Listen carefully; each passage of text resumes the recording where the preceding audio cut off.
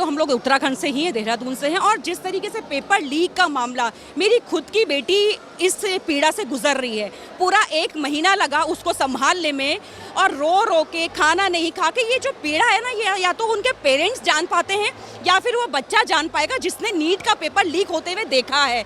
उनका 24 घंटे पढ़ना, 2-2 दिन पढ़ना, सोना नहीं, पूरा दिन पढ़ना, रिश्तेदारी छोड़ देना, खाना तक भी छोड़ देना। तो राहुल जी ने अगर ये बीड़ा उठाया है कि बच्चों को इंसाफ मिलेगा, तो ये निश्चित रूप से सही है। और आप देख सकते कि जिस तरीके से ये निकम्मी सरकार नरेंद्र मोदी और उत्तराखंड में पुष्कर धामी ने जिस तरीके से राहुल गांधी जी का आज का कार्यक्रम फ्लॉप करने के लिए एक गायिका को बुलाया है free of cost parade ground में, तो ये इनकी विफलता है। ये दिख रहा है कि किस तरीके से डरा हुआ सिस्टम है राहुल गांधी से, क्योंकि वो राहुल नहीं, आंधी है, देश का दूसरा गांधी है। ये आप देखिएगा, क्योंकि उत्तराखंड का पूरे देश का नक्शा जो बदलने वाले हैं वो राहुल गांधी है। और साफ तौर पे दिख रहा है कि कितना डर, कितना भय नरेंद्र मोदी के अंदर भरा हुआ है, जो नरेंद्र मोदी राहुल गांधी के प्रोग्राम होने नहीं देते। यही हाल कोटा में किया, यही हाल राजस्थान में किया और यही हाल हर जगह कर रहे हैं।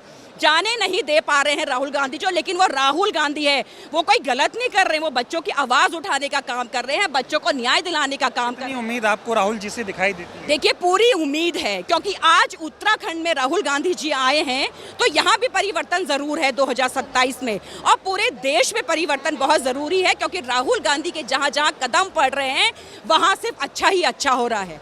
और आप देखिए आने वाले टाइम में कि नरेंद्र मोदी जो कहता है कि झोला उठा के आया था, तो वो अपना खाली ही झोला, जो कहता है कि मैं तो खाली झोला लेके आया था, करोड़ों और अरबों अपने झोले में भर के यहाँ से रफा दफा होने वाला है नरेंद्र मोदी और पुष्कर धामी। आपने अभी कहा कि आपकी बेटी खुद पेपर लीक से पीड़ित है, दुखी है, कि कोई नेता सिर्फ पढ़ाई लिखाई पे बात करे। देखिए, मैं आपको अपनी बेटी का बता पाऊंगी, क्योंकि देश में इतने बच्चे जिन्होंने नीट का एग्जाम दिया, 22 से 23 लाख बच्चे, उनका भविष्य बर्बाद करने का काम नरेंद्र मोदी ने किया है। क्यों धीरेन्द्र प्रताप को इस्तीफा नहीं मांगा, क्यों उसको निकाला नहीं सिस्टम से? आप बताइए मुझे इस चीज का। मैंने देखा है अपने बच्चे को पढ़ते हुए। मेरा बच्चा शाम को 8 बजे पढ़ने बैठती थी और सुबह 6 बजे तक कंटिन्यू पढ़ती थी। उसको 1 कप चाय पीने तक की भी फुर्सत नहीं थी, सिर्फ 1 घंटे का ब्रेक लेती थी, उसके बाद वो फिर पढ़ने बैठती थी। जब पेपर लीक हुआ उसके बाद मेरी बेटी का हाल बहुत बुरा था, रो रो के। पूरा 1 महीना लगा उसको संभालने में, पूरा 1 महीना। अगर ऐसे में बच्चा टूटेगा नहीं तो क्या करेगा? इन्होंने आंकड़े छुपाए हैं। इतने बच्चों ने सुसाइड किया, ये कहते हैं 25 बच्चे मर गए।